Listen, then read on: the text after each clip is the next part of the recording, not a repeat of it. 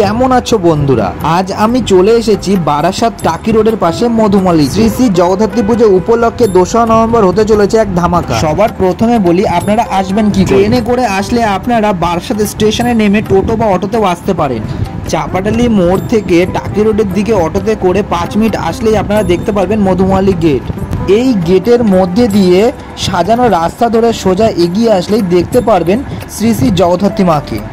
জগদ্ধাত্রী পূজা উপলক্ষে প্রতিদিন কিছু না কিছু অনুষ্ঠান তারা অনুষ্ঠিত করে চলেছে। তো এটা হচ্ছে তাদের এন্ট্রান্স গেট, তো এখান থেকে তারা প্রবেশ করবে যারা আসবে শিল্পীরা। আর এখানে দেখো পুরো কাজ চলছে এখন।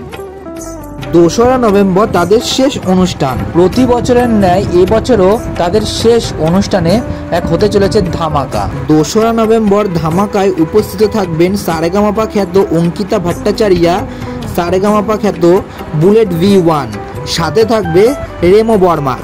কথা বলে জানতে পারলাম স্টেজের কাজ আজ রাতের মধ্যেই কমপ্লিট হয়ে যাবে, তার সাথে সাউন্ড সিস্টেমও। সো বন্ধুরা, আমি তো আসছি, আপনারা আসছেন তো? প্লিজ কমেন্ট বক্সে জানাতে ভুলবেন না।